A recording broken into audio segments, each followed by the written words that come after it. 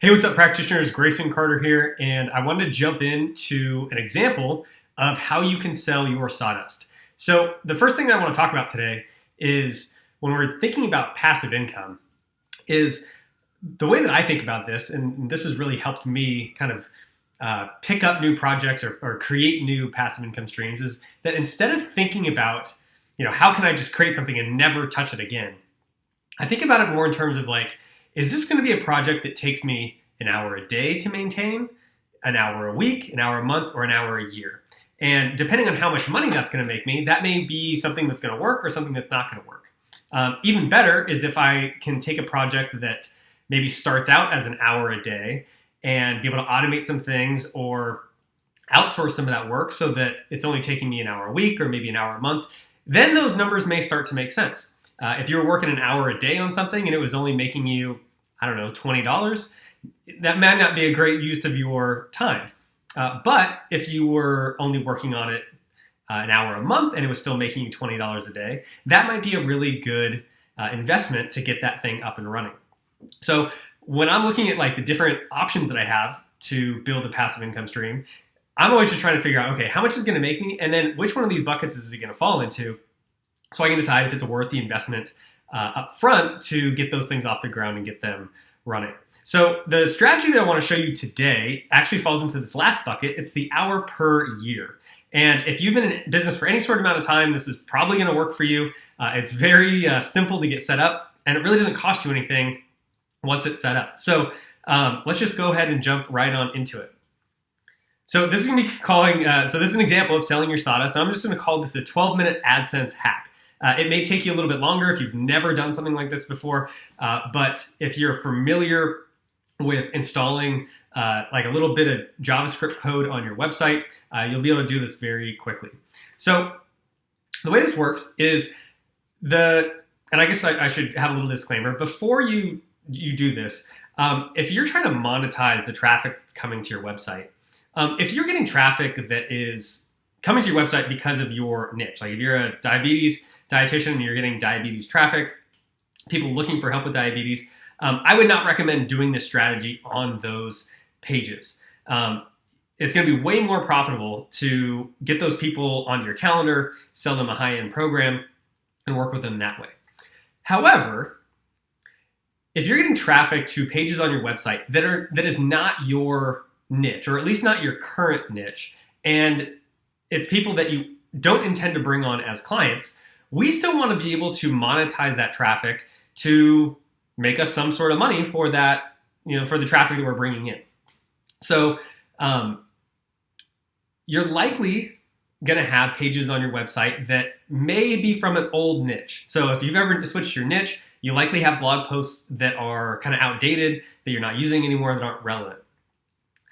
You may have generic recipe posts on your website. This would be like if you were literally just writing a recipe for anything, but it's not specific to your niche. So that anybody looking at that or coming to your website for that recipe, there's nothing, if there's nothing like intentional about that, what am I trying to say? If somebody's coming to your website for that recipe, there may not be anything inherently valuable about that person looking at it if they're not in a position to become a client. So one example is one of my clients had a blog post, she had actually a bunch of blog posts about very just generic recipes. One was about how to make grouper, one was about how to make a certain type of cookie, and she got a ton of traffic for it. But she only worked with people that had diabetes, and these recipes had nothing to do with that. So the likelihood of somebody coming in, seeing that recipe and wanting to hire her was very, very low. So essentially she had built up all this traffic to her website that she wasn't able to monetize hardly at all. So what we did is we were able to put this AdSense code on her website, and she was able to make some advertising revenue from those pages that weren't ever going to bring her clients.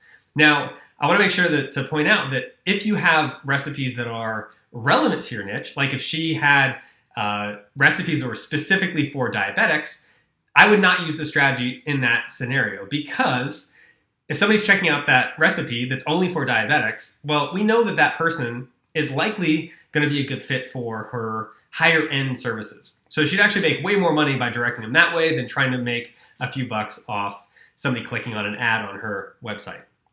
But if you have generic posts, this is going to work great for that. Really, any other page that's on your website that is not related to your niche. So people are going to visit those web pages that are not your ideal clients. Maybe it's an outdated niche, outdated pages, but we want to be able to monetize that. So the simplest and fastest way to do this that I found is to go to Google AdSense, create a Google AdSense page, or account, excuse me. We're going to create what's called a display block or display ad. All that really says is, hey, Google's going to give us this little JavaScript code that puts a block on our website wherever we put that code, and it's going to show an ad to the people that show up and look at that page. And then we're going to paste it into every place that we want it to show up. There's no limit to the number of ads you can put on the page, and I've found that the more ads that I put on the page, the more money I tend to make. So to do that, really the only real time is going and creating an account, and then Google has to approve your website. Sometimes that can take up to a week or two, but as long as you have some content on your site, we've pretty much found it's pretty simple to get approved to do that.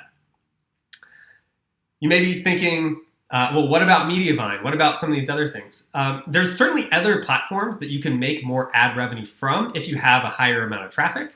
But if you're just getting started, or maybe you just don't have that much traffic to your website in general, you may not qualify. However, with Google AdSense, you can get approved with almost no traffic at all, assuming that the content is at least decent on your site.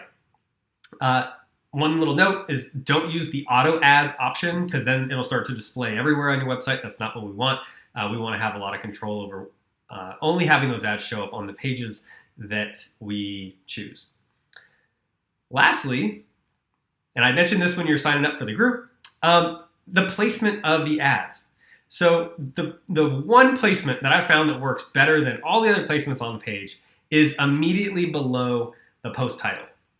So if you read in English, which is the only language I know how to read in, we read from left to right and from top to bottom. So the place that we always start when we're reading is going to be in that top left corner.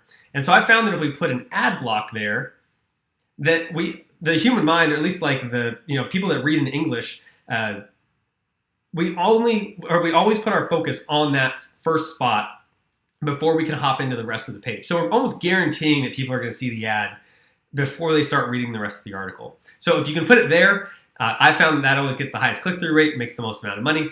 But you can certainly put it other ads on other parts of the page and make revenue from there as well. So that's it for the 12-minute AdSense hack. I encourage you to check this out. This is something that once you set up, literally you don't have to touch it for really ever. I have a handful of websites that I've done this with, and they make anywhere from $20 a month up to $1,000 a month. And for the most part, the only checking that I have to do is just to make sure that, hey, the ads are showing, they're making money every day. And once a month, Google AdSense sends me a check that gets not even a check anymore. It's a direct deposit into my bank account, and that's it. So even if you're only making maybe $20 a month from this AdSense account, if you're only having to check it maybe 30 minutes a year, might not be a bad use of your time. So that's all for now. If you like this, let me know. I want to do more of these, but only if you're getting value from this. So please let me know in the comments if you're going to try this, if you've got any value from it, or if you do it and you're making some money from it. So let me know what you think. All right, that's all for now. Talk to you later.